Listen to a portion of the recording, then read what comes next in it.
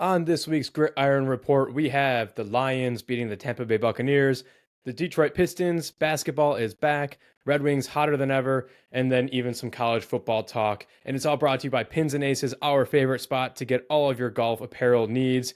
Use promo code GRIT for 21% off any product at pinsandaces.com. Let's get into it.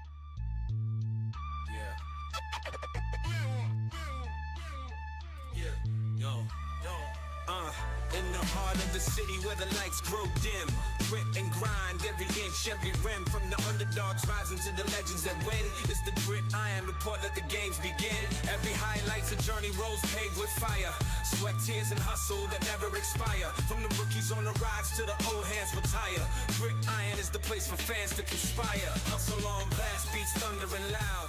Champions are born from the roar of the crowd. The grit iron report, where the stories are. Welcome to the Gridiron Report, your Lions First All Detroit Sports podcast presented by Mic Drop Studios. Today is Wednesday, October 22nd, and thanks to the upcoming bye for the Lions this week, we don't have a game preview for the listeners out there. So what we will be able to do is jump into a little bit of rapid fire, hitting on all the other Detroit sports that we haven't had a chance to talk about just simply because we are Lions First podcast. But before we do that, we have Victory Tuesday for the Detroit Lions. Lions beating the Buccaneers on Monday night, 24-9.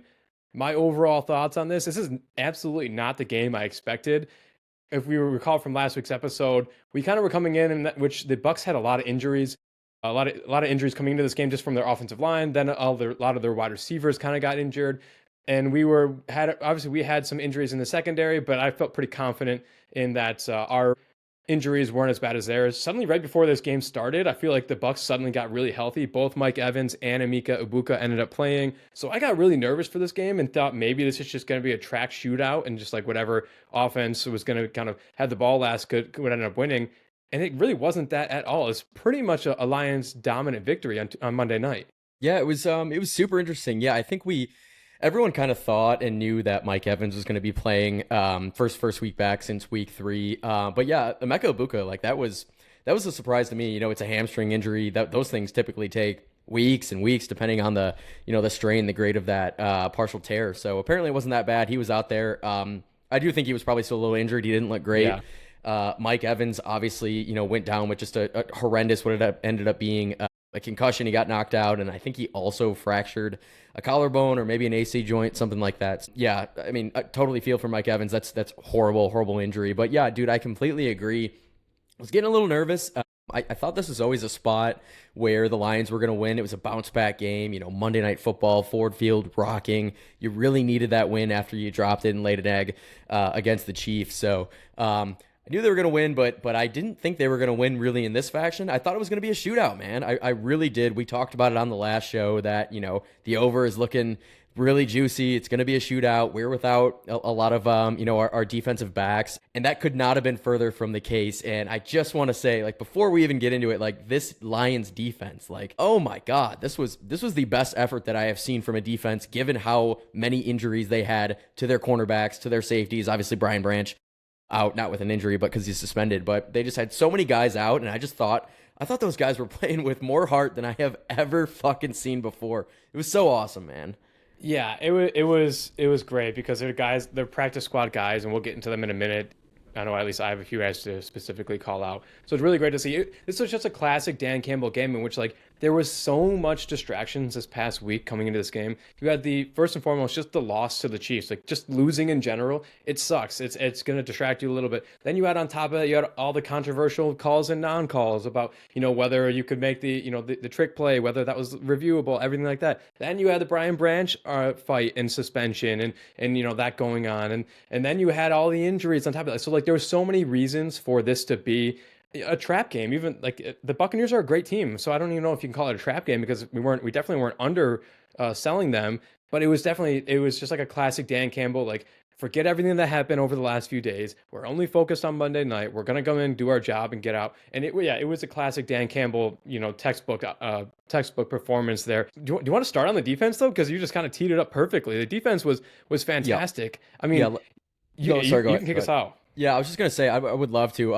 Just you're jogging my memory, just talking about some of those Chiefs calls in the game before. I will say, I think we got every single call on Monday night. Like it was, I don't know if the refs were like, okay, these guys got screwed last game. We got to maybe, throw them a little bit, just some bag there. But whatever it was, like, I don't know, every favorable 50-50 call, whatever you want to call it, I feel like it was just going the Lions' way. There was a couple different reviews that I thought, oh, there's no way they're going to overturn it. And every single time it was in the Lions' favor. So I love that. Loved what I saw there. Again, don't know if that was just subliminal or totally random. It could have been anything, but just want to throw that out there. But yes, would love to start with the defense. Would love to hear your thoughts on this defense. I know I kind of already queued it up.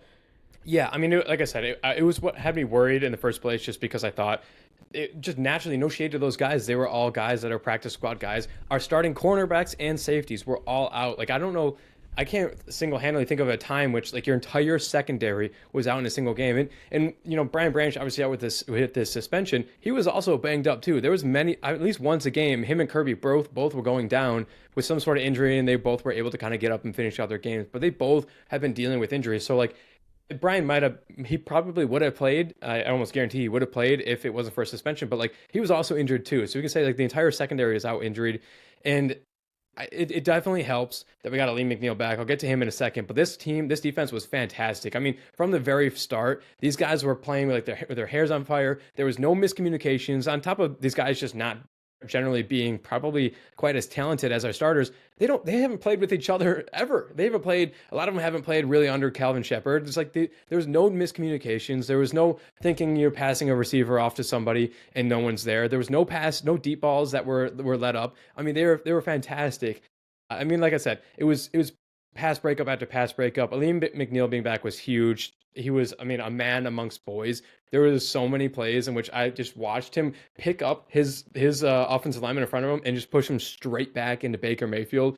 Having him back, he went down, last December? So it almost like you forget how important and how awesome he was. I remember when he went down, I was devastated, but like he just imposed his will so much on, I know it was an injured Buccaneers offensive line, but like seeing Aleem just move grown-ass men, 330-pound grown-ass men, it was awesome. I mean, the defense was what I thought it was going to be a shootout, and the defense struggling, the offense, picking them up. It was the exact opposite.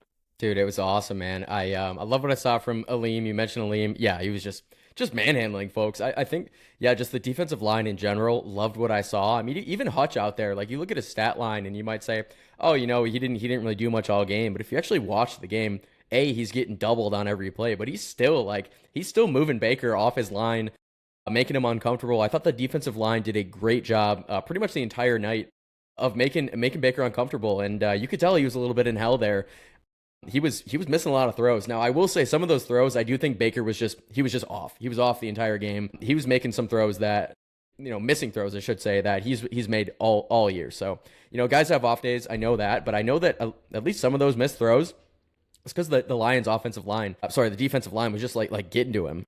And really making his life hard out there. I absolutely loved what I saw out of the secondary. You mentioned the secondary. Just want to give a shout out to Nick Whiteside, who last season was playing for the St. Louis Battlehawks.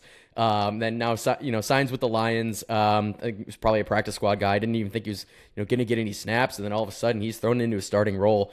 3 huge passes defensed, in really big moments, man. Like, one to ice the game, but then also, that 2-point conversion when the Bucs were trying to make that little run in the second half. And just, he was blanketed. Cade Otton made a great play one-on-one. So just like guys like that, just stepping up, man. It's so awesome to see.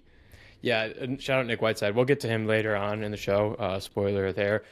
Saginaw Valley State, I believe, went to Avondale High School, so like a homegrown kid. Had a fantastic preseason. Unfortunately, didn't make the cut. Went to someone else's practice squad, I think, and then we obviously signed him back here. So he had a fantastic game. I mean, you look at everyone up and down the line. Our leading tacklers were Eric Hallett, Jack Campbell, Arthur Mollett, Rocky Yassin, Thomas Harper, Tyrus Wheatley. Or Wheat, excuse me. I can't even say his name. I mean, these are guys that are guys picked up off the street, and they picked it up. Now, do I think this is sustainable to have such an outing that they had? Absolutely not. So, like, I'm so glad we're going into the bye week and we can get healthy. And like, that's why you have guys like this to hold you over for when your stars need a break. But I'm glad you brought up Hutch, because you mentioned Hutch. Yeah, while he didn't stat book wise, light the world on fire. And you also mentioned a lot of the calls probably went our way. I noticed a bunch of times Hutch being held. There was a few times he was throwing his hands up in frustration. It was just really he was getting held almost every single play. Which again, if they're gonna divert so much attention to Hutch, it just opens other guys up to eat. So I think everyone's gonna hold on him just because he is such a great player. I think you take away half those holds, he definitely comes away with a sack or something. But I have a question for you. Do you think do we have the best linebacker core in the NFL? Like, Derek Barnes is playing insane. He's playing so well. Jack Campbell is easily one of the best young stars, defensive stars in the league. And then you have Anzalone, who's just steady Eddie, Mr. Reliable. We have to be pushing one of the best linebacker cores in the entire NFL. I would love to hear otherwise. I'm very much with you. Now, do I think we have the best linebacker in the league? No, there's other linebackers that are better, but top to bottom, I mean, Jack Campbell, he's proven that in year 3, year 2, whatever he's in, like he's already one of the best backers in the league. And then just the depth that you get out of Derek Barnes, who comes back from injury and he is just playing just on fire, man. Gets a game ball from Dan Campbell after the game. He's been terrific. And then Anzalone, just Mr. Steady. Like, exactly what you're going to get out of him. And seems like he never has an off day. He's always, he always has that high motors. You stack all three of those guys together, and yeah, man, I'm totally with you. It's got to be, if not the best, it's got to be top 3 in the league. So we just briefly mentioned it going into, obviously we have the bye week coming up this next week, and then after that we are going to get back to playing, and a lot of guys are expected to come back after the bye week. First and foremost, obviously we have Brian Branch coming back from the suspension. Again, he was pretty banged up, so on his suspension on the bye week, he gets a nice 2 weeks off.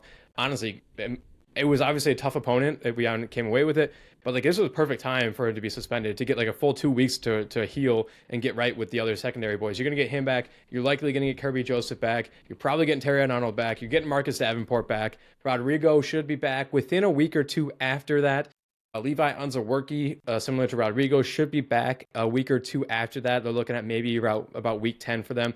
Like, that's an entirely new defense on top of already getting a Liam McNeil back, on top of Hutch being back into game shape and being, back to fully Hutch, on top of Al-Quadin Muhammad having his breakout season. Like, that's actually a scary defense. If they can stay healthy, which they haven't been able to do for the last 2 years, but coming back from this bye, that's a scary defense. I think it's easily a top 10 defense. And yeah, man, this is when you pair a defense like that with our offense, and I'm going to segue into the offense if that's okay with you, but an offense that just can light the world on fire. And granted, on Monday night, like they were bad. They were stagnant for, large portions of the game, but I think that's, a bit out of the norm. So yeah, just in general, I just wanted to say Lions offense, like stack it with a defense that is coming back and going to be healthy.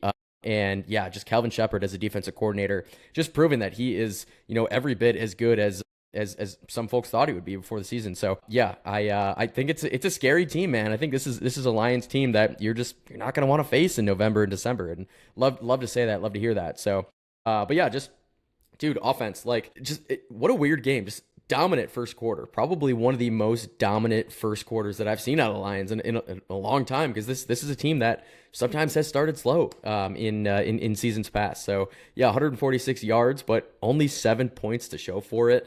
Failed on a fourth down, couple crucial third downs that were not converted as well. I think just overall the team on third and fourth down just was not good enough. They didn't do enough to get it done in that standpoint. Obviously they still won the game, but yeah, I think had it not been for one man, Jahmyr Gibbs, this game was going to be a lot closer. And thank God that it wasn't, because yeah, I mean, Jahmyr, insane. 17 carries, 136 yards on the ground, 2 touchdowns on the ground, also had 3 catches for 82 yards. I mean, holy fuck, man, this guy is awesome. Yeah, so it was such a weird game, because the whole time you had the feel that we're dominating this game. And it's like literally from the very beginning of that first drive, you're like, this game, in my opinion, was already over. Like, we're dominating. But then you look, you're through the first quarter and you're only up 7-0, and you're like, okay, this doesn't really feel like the score is not indicating how much we've been dominating. And so you have to feel like if anyone can flip this on his head and suddenly make it a game, it's Baker. So it had such a weird feel that we were moving the ball, but it just wasn't, we weren't pounding it in. So Jared finished 20 for 29, 241 yards, an average of 8.3 yards per play, 1 touchdown, 1 interception, did take 4 sacks. Speaking of the sacks, I thought that Taylor Decker was just terrible. I thought Yeah. he's been battling some injuries. This was his first game back after having a few off because of injury. I don't know if maybe it was a little bit of rust. Maybe that Buccaneers defensive line is a lot better than, maybe we were giving them credit for. Maybe he still is a little bit injured. He looked terrible. I thought there was at least 2 to 3 different situations in which I saw him give up just a guy blow right past him or, called for a penalty or something. I thought he had a really, really rough night, and I think which led to, the 4 sacks. But you mentioned it. I mean, the name of the game was Jahmyr Gibbs. Jahmyr Gibbs became the 10th player in NFL history to produce a game with at least 135 rushing yards and 80 receiving yards and 2 touchdowns. The last person to do that was Chris Johnson in 2009. And he reached all those with over 4.5 minutes left in the third quarter. So it was just an insane outing. So as much as we want to, at least I don't want to put you in the same camp, me talk shit about Taylor Decker and the offensive line letting up 4 sacks, like they paved the way for Jahmyr Gibbs tremendously. I mean, it's just a legacy game for him. Yeah, I thought the offensive line did a great job in the run game. It was really just the pass game where I thought that they were missing blocks. Yeah, Taylor Decker missed a couple blocks. Monty with 2 whiffs that I'm just like, dude, that is 2 bad whiffs. It's like you got to at least clip the guy. So granted, running back, so they're not going to be perfect in the pass blocking game, but Monty is pretty damn good at it. So thought he missed, whiff twice. He didn't have a great game himself, but dude, yeah, Gibbs was great. And I thought the offensive line, for all their flaws in the pass game, they were awesome in the run game, creating massive holes at times. Like a couple times, they're creating holes that you could drive a truck through. So really, really great. Penei Sewell, I mean, he is just flying out there. I know that they had the miles per hour that Gibbs was running. It was like over 22, maybe 22, 23 miles per hour. I would love to see some metrics on Penei Sewell because he was absolutely flying down the field on some of those plays too. So he must have been hitting at least like 16, 17. He was, and granted, this man is like 340 some odd pounds. So to have him bearing down your neck, that's scary, man. But yeah, I thought the offensive line did a really great job in the run game. Yeah, so Penei, it's funny you mentioned that, him flying down the sideline, because he does move. That's what makes him so good, is that he is powerful. He's a menace. Like he's certifiably insane when he steps his foot on the football field, but he's also so agile, and you feel like he could like throw on a pair of ballerina shoes and go do ballerina or do dancing ballerina or something. Yeah. But Do then some at the same ballet. time, he did go down and he did miss that block, which was really unfortunate. So He completely whiffed on that. Yeah, and he was so pissed afterwards. And I think Ja was pissed too. He's like, how the fuck did I just get tackled? Like, there was no way. Yeah, exactly. So, but I agree with you. It's always awesome seeing him fly down the field. It's something that we see a lot from these guys. It's just like a Dan Campbell bred mentality in that, like, you have to, if you're gonna play in the game, the play doesn't stop until the player's on the ground or whatever. With the ball's on the ground. If he's still running, you run down the field. You set a block or something. We've seen it time and time again. But kind of on the heels of that, I do want to know your opinion. Two different questions there. Talking about like guys flying down the field, doing extra, the extra dirty stuff, the blocks and stuff. We didn't see anything really from Jameson Williams. He had one catch, I believe, that ended up being called back for kind of a ticky-tack push-off call. And then you already mentioned Demo missing his blocks, but this is like the second or third game in a row. David Montgomery really hasn't been able to get things going. I don't think it's so much of a talent thing for David. I truly think it's just like when he's in, it's just unfortunate. There's no hole for him to get through, and he's just not having any success. Do we ever get concerned a little bit with Jameson Williams and David Montgomery getting frustrated with their lack of uses? It's something that like Dan Campbell has always said, and everyone in the locker room has always said, we're all about the team. No one really cares about individual stats. They've asked Jameson Williams out front, like, do you care about that? And he's like, no, I only care if we win. I know he posted some things on Instagram to his story that were just a little bit coded with like him being upset and not being used. When do we get a little bit concerned that David Montgomery and Jameson Williams maybe would maybe check out a little bit? I will say, I don't think I'm ever going to be concerned with David Montgomery and in checking out of a game or not getting the touches that he deserves. I think he knows that Jahmyr Gibbs is just one of the best backs in the league. Everyone knows this. So Monty has never been, the best back. He wasn't the best back in college. Never been the best back in the league. He absolutely knows that. And so I think he's very planted and level-headed in that way. So yeah, I would never be worried about him. Just kind of checking out or being frustrated because, he can show he can pop off at any point. And, and Jameson Williams obviously is the same way. I do think Jameson Williams, as much as we do love JMO, I think he's probably a little less mature than Monty. I think probably anyone in the locker room would say that. Right. So I am probably just a bit more concerned about him and maybe lack of production and checking out, because that's really easy for a wide receiver to do. And we've seen other wide receivers in years past throughout the league, just like kind of phoning it in. And when a receiver is phoning it in, he's not running his routes hard. I just don't think that's the case for JMO. I think he's still running his routes real hard. It's just that, this Lions team, there's a lot of mouths to feed. And, if the offense is not cooking in a game, and, pretty much besides Jahmyr Gibbs, and St. Brown had an awesome game too, which I don't know how I haven't talked about him yet. My favorite player. He had a great game, but besides that, the offense was a little stagnant. So, I mean, it makes sense that guys like Laporta and Jameson Williams, really struggled and didn't really have much production, or, David Montgomery. So, these things are going to happen. You hate to see it on, a Monday night with more rest. You would like to see the offense pop off a little more, but it wasn't the case. Team still won. So yeah, long-winded answer of saying, I'm not super worried about either of those guys and their lack of production. Yeah, I mean, I agree wholeheartedly with you in that, David Montgomery is just an all-pro guy. I mean, he's a huge locker room guy. I'm not concerned with him checking out during the season. I would be a little concerned that, when I don't know how many more years he has on his contract. I mean, we locked him up a few years ago.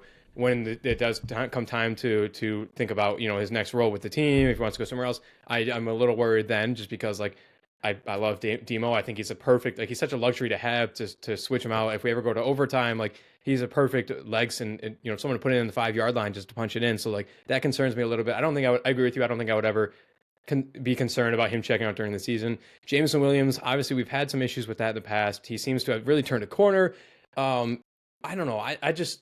I love all my kids. I want them all to get 1,000,000 points and 1,000,000 touches and be super happy and have the best times of their life. But like you said, there's only one ball, and I'm hoping that they just can be, absolute professionals and understand. And I hope Johnny Morton also sees okay, we didn't really take any shots down the field. I don't know, maybe there's a reason why we didn't really do that. And the offense was stagnant. Maybe we make a concerted effort coming out of the bye to get Jameson Williams going. Really just trying. We were forcing it a few weeks ago and it wasn't working. We were still forcing it. Maybe we go back to that. We give him, we try and make him a little bit happier and we do that. But that was my first question. My second one, which you kind of answered, has Gibbs been elevated to the best player on this roster above guys like Hutch and above Penei Sewell? It's so tough to compare them. Obviously, they play different positions. I will say the thought crossed my mind that Gibbs is now the best running back in the league. I think that he is, at least right now, surpassed even Bijan Robinson, and Saquon is having a more of a quiet year. So yes, we can definitely make that argument. As far as best guy on the team, I don't know. It's tough. I mean, he's so electric. You're talking about, running back who's the best at his position, a right tackle in Penei, who's, he's the best right tackle in the league. Hutch is a probably top 2, top 3 edge rusher in the league. So yeah, man, it's tough. I'm not going to say that any one of those guys is the best player on the team because they all do different things. And, Gibbs probably wouldn't be as good if it wasn't for Penei. But yeah, man. So I'm going to plead the fifth on that one. I think they're all tremendous. All right, well, I'll answer it for you. You can agree with me. You can shake your head, nod your head, whatever you want to do. I'm putting Penei. I'm putting him above Hutch. It's definitely Hutch's 3, and I think Penei and Gibbs are the 1A, 1B. Like you said, it's a little difficult, but he's better than Hutch, I think, and just in general. So those are the things that were going through my head as we were struggling to put up some points, and then he busts a 78-yard or whatever it was touchdown. So. Respect. And I mentioned St. Brown, but big shout out to Amon-Ra, especially in the first half. 6 grabs, 86 yards, and a touchdown. And it seemed like he was he was getting open on every play. Every single one of his catches, it seems like there's at least a 5-yard separation between him and any linebacker or defensive back. So he was awesome in the first half. Definitely had a more quiet second half, but like we said, it was pretty much, every guy in the Lions, not named Jahmyr Gibbs, had a quiet second half. So. Mm-hmm. Yeah, St. Brown was awesome. And then that celebration after Gibbs, I think that was, Gibbs' first touchdown, the bomb, 78 yards, however long it was. And yeah, I've never seen anything like it. St. Brown was just flying like Superman over Gibbs. I thought that was badass, and glad no one got hurt from it. I'm glad St. Brown didn't get hurt, but yeah, that was sweet. Dude. Yeah, I think that would have killed me if someone got hurt from that. But I mean, yeah, just an insane photo that came of that. Like that was so sick. It's probably gonna be in my lock screen at some point. But yeah, it was sick. So anything? Obviously we don't have a preview. We'll get to a break and then we'll get to some rapid fires. But anything more from the Monday night game against the Bucs? I will say this: you and I did our fair share of glazing for Baker Mayfield last week. Rightfully so. We love the man. We've talked about him enough.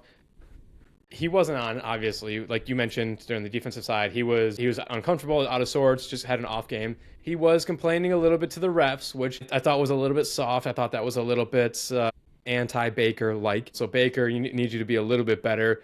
But I guess that's what this defense does to people. He just makes him start complaining about to the refs. Yeah, he was complaining a ton, but I guess just in Baker's defense, and I probably didn't really see this last night, but just the fact that the Lions were getting every single call, I mean, I do think that Baker had a little bit of right to bitch at, but dude, also he was just missing throws, and some of those throws were just completely on his own accord. So, yeah, just thought he had an off night. Thought he was playing a little bit of a bitch, but I do not think that is who he is as a player. I think he's a tremendous player. Just that he really had an off night. It's a tough environment, Ford Field. So, I don't blame the guy at all. But yeah, it's just probably more of a credit to this Lions defense under Kelvin Shepard and just the game plan in general. Everyone playing with so much fire, so much heart, just flying around the field. Next man up mentality. I think that's probably more of what happened versus, Baker just, being bad. I think we all know Baker's a great quarterback. So, yeah, just I guess last thing, going into this bye, Lions, now sit at 5-2, I believe, tied for first in the NFC North. I think the Packers also 5-2. I just want to hear your thoughts. Grade this Lions offense, or not offense, just this Lions team in general through the bye week. Yeah, that's a great question because it was such a difficult stretch of games, and we're, by no means are we through it. Like we talked about, we had to go through the Ravens, the Bengals, and the Chiefs, and the Bucs. Like that was a gauntlet, and then we kind of have our second gauntlet later in the season with the Commanders and the Eagles, and then wrap up with the Packers, Cowboys, and Rams. As a third mini gauntlet, if you will. Coming out of this, the Chiefs game, it hurts. It hurts that we dropped that one. It obviously just hurts in general that we dropped our first game against the Packers. But if you were to tell me you coming out of the Ravens, Bengals, Chiefs, Buccaneers with 3-1, you take that 10 times out of 10 to start the season. So I think in the wins, I've loved how we've looked. Like we've looked like the best team in the NFL when we win their game, which is such a stupid statement. But when we win, we look fantastic. In the two losses, they've been pretty ugly, and there's been a lot to work on, a lot to fix. So I think you can really zero in on both sides on the wins and be like, this is what we this is what we did, and we won. We got to really capitalize on that. This is obviously what we were doing in the losses, and try and work to not do that. I think it's a very good feeling of how this team is. I think with all the injuries that we had going into this last 2-3 games, going into the bye week, we'd be fools to say we're not happy with this. I'm happy with it. I wish maybe we didn't drop one to the Packers or the Chiefs and we were sitting here with just one loss. But that's maybe a little unrealistic. And so overall, I guess, yeah, I'd say I'm very happy. If you told me in the beginning of the season this is where we'd be, I would have taken that for sure. What's the letter grade? Where are you going? I'm going to go. It's tough because, like I said, in the wins, we've looked like the best team in the NFL. In the losses, we've looked like a barely wild card team. I'm going to go with a B+. I don't want to put us up in the A because those losses have looked so bad. Even with all the penalties and all the all the miscellaneous stuff with the Chiefs game, we still were so out of sorts and couldn't get any groove. The offense didn't look super great against the Buccaneers. If you remember back, I think it was the Browns. The offense didn't look super great. In general, the Packers game obviously we didn't look good at all. So I'm going to hold us out of the A territory and give us a real solid B+. What about you? Yeah, I'm close. I was thinking maybe B+. I'm going to give us a B. And some of it's probably not in our control with injuries. But I do think that this team has, they have another couple steps that they can and should take if they want to be a Super Bowl team, which I think they will take. But yeah, solid B, 5-2 going into the bye week. I was wrong. The Packers, I forgot they have a fucking tie, which ties are so much better than losses. So the Packers sit at 4-1-1, top of the NFC North. Lions second place at 5-2. So that first tiebreaker, obviously, or maybe not obviously, I probably didn't know this until this year, but it's win percentage. So So yeah, if you have the tie, it's so much better than having a loss. So yeah, I'm gonna give him a B, but I am very happy to be sitting at 5-2. A lot of season left. Let's get healthy. Let's rest up and yeah, keep moving forward. Keep restoring that roar. Yeah, absolutely. Okay, so we're going to go to a quick break, and when we come back, we're going to rapid fire around the city of Detroit with the different sports teams that we haven't had a chance to talk about really their entire seasons just because we're Lions First podcast. So quick break, and then we will come back with some rapid fire. Okay, welcome back. Yeah, I guess before we get into this rapid fire, Detroit sports, this segment is brought to you by Distill Union. Distill Union crafts sleek, problem-solving essentials like wallets and key organizers designed with a less is more philosophy. Their durable, intuitive products simplify everyday routines with style. Our listeners can get 20% off any product with promo code GRIT. That's promo code GRIT, G-R-I-T, at distillunion.com, D-I-S-T-I-L, union.com. Awesome, man. So yeah, let's go rapid fire. I mean, wings are super hot right now, but I do think that we should start with the Detroit Pistons, who, as you were listening to this, if you're listening Wednesday, 22nd, season starts today, baby. So, yeah, I thought that it'd be awesome for us to, break down where we're feeling about the season, where predictions for where the Pistons are going to finish, how do they do versus last year, maybe some MVP, most improved player picks, and then, our predictions. So, you want to kick us off? Yeah, dude, I love NFL is king, right? Lions are king. We're Lions First podcast. NFL is king. Baseball is great because it's summertime. You're out there, you're having a beer at the ballpark, outdoors. You got the windows open, watching the game. Baseball is great, but like Pistons basketball is like my go-to. It's really what got me into like sports media in general. I started writing out for the Pistons a few years ago, and that's what really got me. It actually was Jaden Ivey's draft class that got me really involved and like started actually physically writing and publishing articles for them. So the Pistons I owe a lot to. So I'm so excited that they're back, dude. I've been counting on the days. I've been watching preseason basketball, which I know a lot of people have no time for, but you're right. Season starts tonight because we know everyone listens to this as soon as it gets released on Wednesdays. Season starts tonight. During every outside of the Red Wings, which we've slacked on a little bit just because it coincides with the start of the football season or in the middle of the football season, we like to break down who's going to be the MVP, who's going to be the most improved player, overall records, like Kyle just mentioned. So right now we have the Detroit Pistons starting tonight against the Chicago Bulls.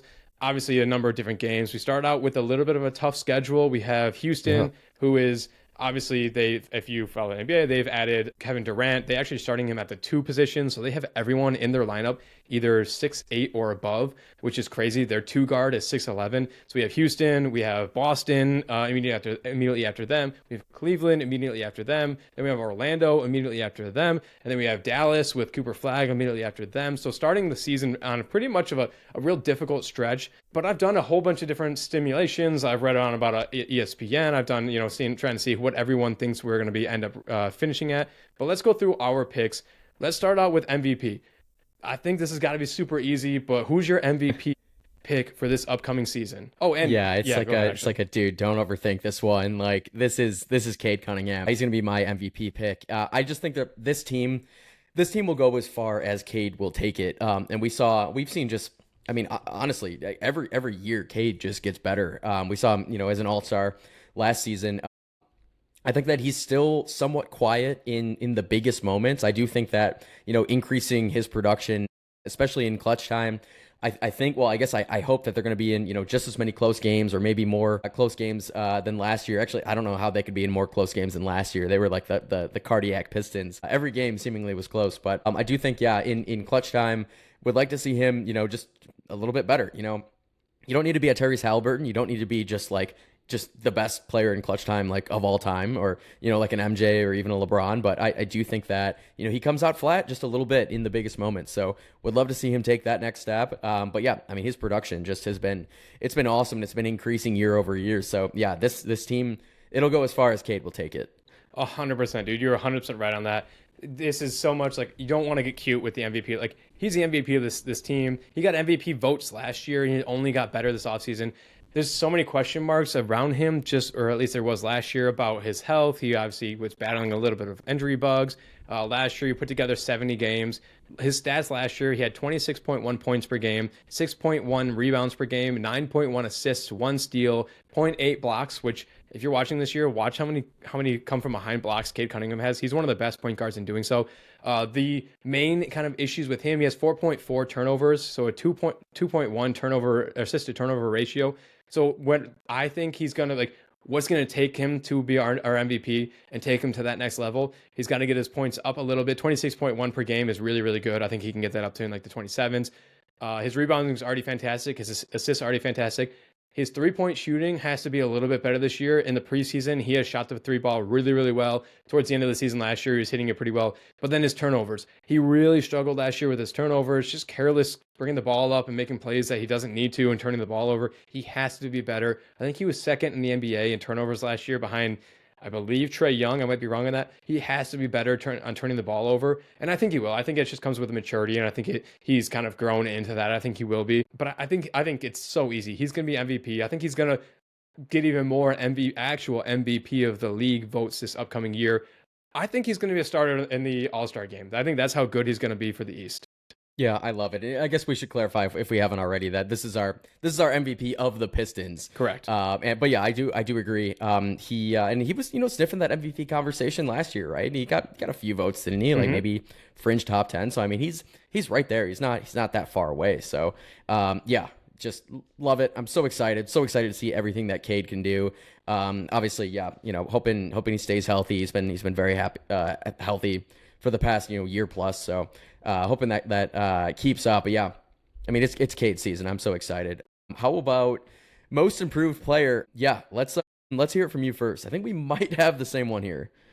I don't think we do. So most improved player, when we did this with the Tigers, I picked Javi Baez to be my most improved player. It turned out he obviously had his ups and downs. He had a great first half of the season, had his ups and downs, had a fantastic playoff. So I think I can hang my hat on having a decent most improved player from baseball, from the Tigers. My most improved player this upcoming year is going to be Jalen Duren. So I don't know if that's who you were going to have.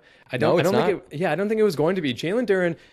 So a big thing that came out over the last few days, depending on when you're listening to this, both Jalen Duren and Jaden Ivey were not issued rookie extensions, meaning at the end of this year, they will become restricted free agents. So any other team can offer them the contract because they're restricted free agents. We had the final say. We can then choose to match that contract and they stay with us, or we can basically let them walk, as opposed to being an unrestricted free agent the year after, in which we don't get that opportunity to match anything. So we decided that we want to see one more year from both Jalen Duren and Jaden Ivey before we make that long-term commitment. And we can get an Ivy in a minute, but Jalen Duren, I think, is absolutely going to do it. I think Jalen Duren, towards the first half of the season, he really wasn't that great. Started the season decent, but then had a really, really big dip there in the middle. And then he came out and said during a post-game press conference that he was just kind of playing soft as shit. He was like, I'm not happy with how I was playing. I was playing like a little baby. And he really turned it around. So last year, he finished the season averaging 11.8 points per game, 10.3 rebounds, 2.7 assists, which if you ever talked to him or watch his press conferences, he really hangs his hat on being able to pass the ball and bring the ball up the court. He had 0.7 steals, 1.1 blocks. He is going to, I think what we're going to find is that he's going to add a little more scoring to his game. He's already one of the best lob threats in the NBA from Cade Cunningham. But I think we're going to see a lot more from him. I think we're going to see more of a mid-range game, more finesse, more footwork, and his defense is going to be a little bit better. And that I think Jalen Duren is going to be very, very easily in the core of this rebuilding, or if we've already considered us a rebuilt Pistons team. And say what you want about Jaden Ivey getting his extension. I think at the end of the year, we're talking about Jalen Duren getting some sort of extension and staying here in Detroit for at least the next few years.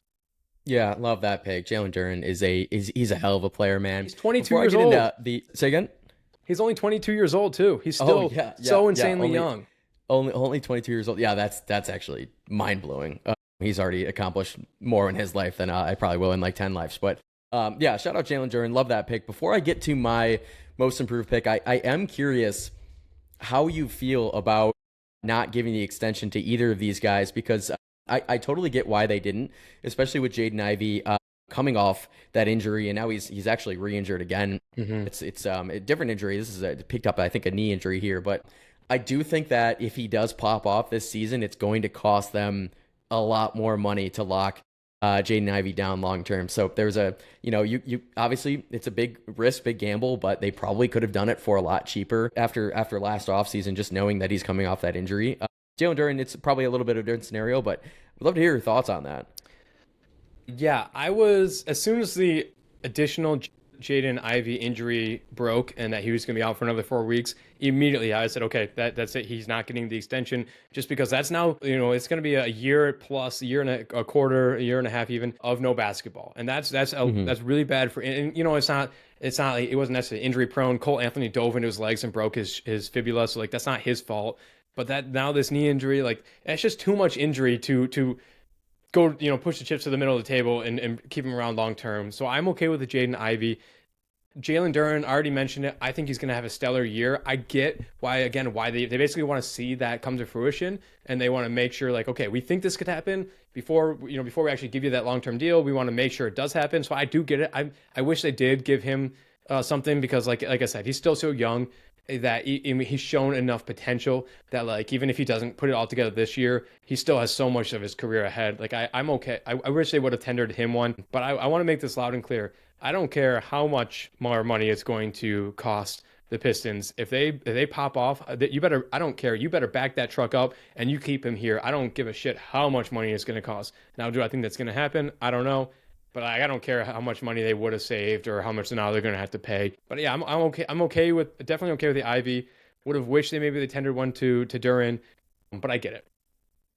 Yeah. Okay. Totally get you there. Okay. Yeah. So moving on. Yeah. My most improved pick. This is a guy who I thought you were going to go with, especially because you and I were both very high on him in Summer League this year, and that's going to be Ron Holland. Who, yeah, I just think showed a lot of flashes in Summer League of just being better than every other player he was playing against. Granted, this is the NBA Summer League, and so you expect a guy in his second year to be dominating, especially a guy who was picked as high as Ron Holland, who was drafted fifth, I think. Yes, she's showing flashes of just a great jump shot, which he really struggled with at times last season. Scoring at the rim too, which he is more of a slasher, similar to Oscar Thompson. So yeah, just he looked good in Summer League. Again, it's only Summer League, but I do think that a big sophomore year jump, we're going to see a big sophomore year jump out of Ron Holland, or at least we really need to. I would really love to see that. Last season played about 15 minutes a game, so not huge minutes, but certainly not super small. Averaged 6.5 points a game, 1 assist, almost 3 rebounds a game. So I just think we're going to see a big sophomore year jump, kind of like what we saw with Oscar Thompson, last season, where he just got so much better. And I do think I was actually struggling between picking Thompson and and Ron Holland, just because I do think that both these guys are going to get so much better. Thompson's going to be just a force to be reckoned with, but I'm going with Ron Holland here just because I think from a depth perspective, we just need to see more out of him, and I think we will. So Ron Holland.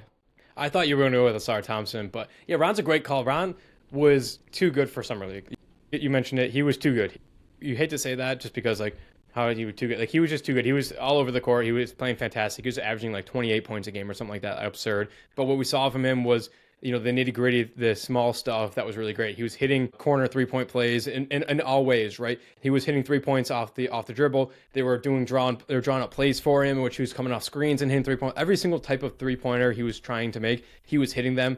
If that's going to carry over into the real regular season, that changes the whole dynamic of this team. People forget that he's 6'8". He's not like the scrappy small guy that's getting under your hair, playing defense. He's 6'8".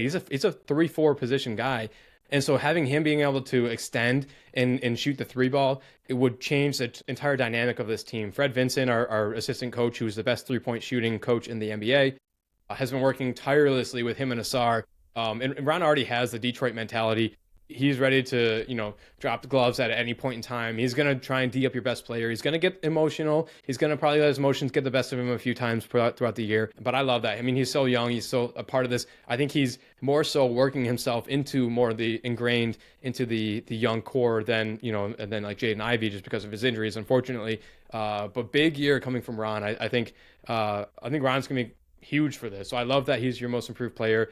I think we're doing a disservice not having Asar be one of our most improved players, because Asar's having this is his first full off season in the NBA, in which he was able to practice and work on his game. He was out all last year with his blood clots. He couldn't practice at all during the offseason. So full offseason, reports are he's gotten stronger, he's gotten bulkier. He's working on his three-point shot with Fred Vincent as well. He definitely deserves some of our, MIP votes there. And then just as a side note, not MIP at all, or not MVP, MIP or anything.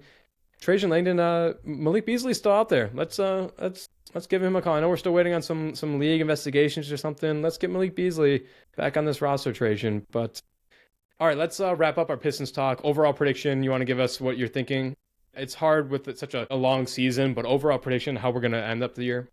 Yeah, it's tricky. It's tricky, especially because, obviously going into last season where their, over under for wins was like, it was in the 20s. And then they, absolutely, it might have even been teens. It was that bad. And they smashed that with a 44 and 38 record. So yeah, do I think they probably overachieved last year? Possibly I do. But I also do think that this team is going to take another step forward. Just given all their young guys are going to get better. I think this core is very, very good. So that's a credit to Trajan Langdon. Obviously, it's also a credit to Troy Weaver, which we've already talked about. But yeah, I think another slight step forward is going to be the case for this Pistons team. I think 5th place finish in the East, I'd be very happy with. I think it's very doable. I'm going to go 47 wins, 35 losses in a fantastic season. Yeah, so that's definitely a step forward. I was just reading, like I said, I did a lot of research on this. ESPN did a simulation of our season. I don't know the numbers, everything went into it, but they had us finishing 36 and 46, which is a tremendous step backward. We'd be finishing 12th, which is just downright insulting. Obviously, the top 10 teams make the playoffs. You have 7 and 8 playing in the playing game versus each other, and then 9 and 10 playing in the playing game. So that would be vastly missing the playoffs. I don't see us doing that at all. I get we lost Dennis Schroeder. I get we lost Tim Hardaway Jr. That's what I'm saying. Let's bring Malik Beasley back. But I have us going 45 and 37, so barely better than last year. I agree. We definitely overachieved last year, but I think now we take that step to basically not overachieve. That's just kind of what the team we are at the time. And so that'll likely put us around 5th, 6th place in the playoffs, which is pretty much exactly what we were last year. So those are our two predictions. We will come back at the end of the season to see just how wrong they were and how much better the Pistons were than we thought they were going to be. And then we'll go from there. Yeah, let's do it, man. And I just want to say, if I had $1 for every time ESPN was dead wrong about something, I might be a millionaire. So yeah, that doesn't worry me in the slightest. But let's what do you say we transition to a little hockey talk to one of if not the hottest teams in the NHL right now? That's your Detroit Red Wings, man. 5-1 record, 1st place in the Atlantic. They are cooking after getting booed off the ice, and yeah, just a lot of fans, myself included, were just pissed at the product in their first game, and then they just rip off 5 straight, including beating some damn good teams, and the Stanley Cup champions is one of them. We talk about the Pistons kind of starting with the gauntlet. The Lions obviously have a gauntlet. Yeah, the Red Wings had a really strong, difficult start to the season, and they got booed all off season for basically not doing much. This was the offseason. We were begging Steve Yzerman to go out and add actual prominent free agents and guys and veterans to this young core. Guys were available. They didn't do it. We just mentioned ESPN being wrong all the time. ESPN was dragging Detroit and Steve Yzerman for not doing that. And I mean, we had to give credit where credit's due. Like, out of nowhere, they started the season with our 3 young rookies on roster. Those were guys that we thought maybe we'd see at some point this season, but majorly they were going to be playing down in Grand Rapids, and that's obviously ASP, Axel Sandin-Plinka. You had Emmett Finney, and then Michael Bransgard. Those are the 3 guys that we thought, again, we would see at some point up here in Detroit, but they were going to play mostly down there. Those 3 guys, all surprising to everyone, started the year in Detroit, and they're all playing really, really well. You have Finney, who was, I think, a 7th round pick or something like that. He has 5 points and tied for the NHL lead in takeaways with 7. ASP had a huge goal against Toronto and is playing around 20 minutes per night. Michael, MBN, I guess they all go by acronyms, is stepping up due to injuries. Like, all these guys are performing, and so we got to give credit where credit's due. They made the decision to pull these young guys up, and then also they went, even like the small low-key signings of veterans that they did go out and do, those guys are performing as well. You had Mason Appleton, the MSU grad, who's playing fantastic. These guys are just chipping in and doing everything they're supposed to. No one's like overplaying their role. Everyone's just playing their role so perfectly. And then you're just Larkin leading the way. I mean, it's been a really, really fun start to the season. Dude, it's been so sick, and I think even like Van Riemsdyk, I think he scored a goal. Yeah, Larkin is playing awesome, man. Yeah, it's just these boys are buzzing. They're like we said, they're playing some really good teams and beating some really good teams. And just looking at their schedule coming up, yeah, that was a gauntlet.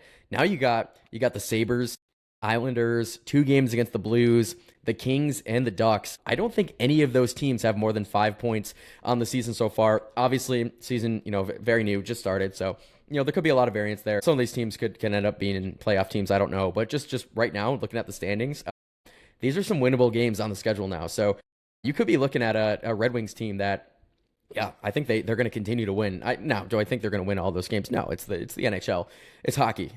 But yeah, I think those are some very winnable games on the schedule. I see the Sharks after the Ducks too. So yeah, man, just this is a great chance to continue to stack points and stack wins before playing some actually great teams again. So yeah, just love everything I see out of the Red Wings. It's so fun having the Wings relevant again. And again, is this super sustainable? I'm not positive. I think they have the 12th fewest expected goals per 60. So yeah, that's not fantastic, but I just love the fight that they're showing right now, the heart that they're showing. It's a lot like this Lions team, So yeah, they're showing grit. Just love what I see. Yeah, and they're doing this, having this success with like DeBrincat still searching for his first goal. He's obviously a mad goal scorer, so like they're doing it without guys like him actually filling up the stat sheet. Now it's important that you mentioned like we have a few games coming up here that are definitely winnable ones. In years past, we've struggled with teams like the Sharks, in which we should destroy them, and they go bell to ass against us. And so like we need to take care of business against these teams that are bottom of the league teams. We need to take care of them. And then just like you said, stacking these points in the beginning of the season when like, yeah, are the Toronto Maple Leafs better than us? Most likely. Are the Florida Panthers overall roster better than us? Most definitely.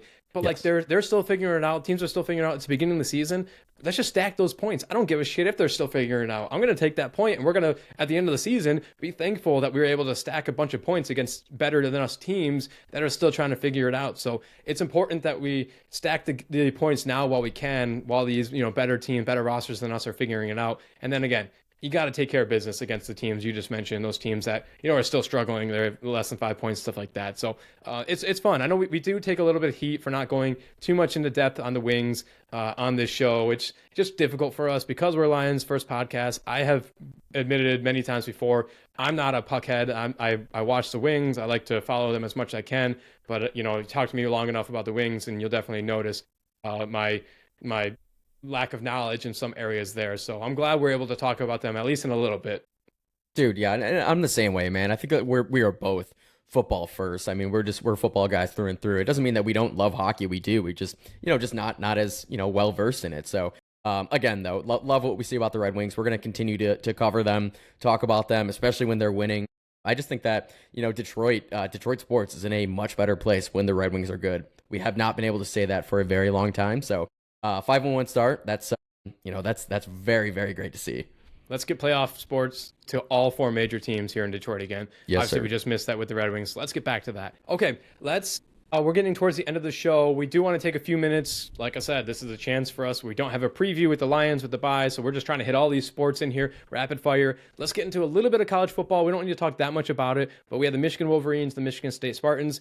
The Spartans are absolutely dead. Could not be more dead. Jonathan Smith is on the verge of being fired. I thought maybe he would have already been fired by now. They could be just letting him play out the season. They could think maybe he can turn it around, but the Spartans are really struggling this year. 3-4 on the year, 3-0 at home against lesser teams, and then obviously 0-4 away from Spartan Stadium. Aiden Childs has looked okay. 3-1 at home, right? Weren't you at the homecoming game?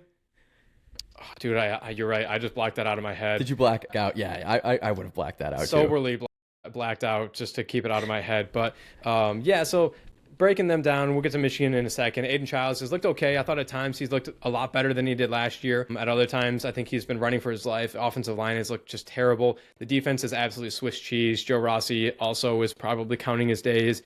It's just a bad state of the team overall. You don't know the direction of the team. Are they going to keep the coach? Are we going to look for a different coach? Who's even going to want to come coach here? Are we losing recruits left and right?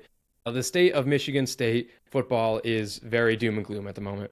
Dude, it's a dumpster fire, and I tried my hardest to not look at this line, not because we're playing guest line or anything like that, but I just didn't want to see how much Michigan would be favored against us going to East Lansing, Spartan Stadium. I did just look now, Michigan minus 14.5. I can totally see that, man. I think we're a fucking dumpster fire, dude, and it's horrible. And obviously, like we were not correct about our preseason predictions.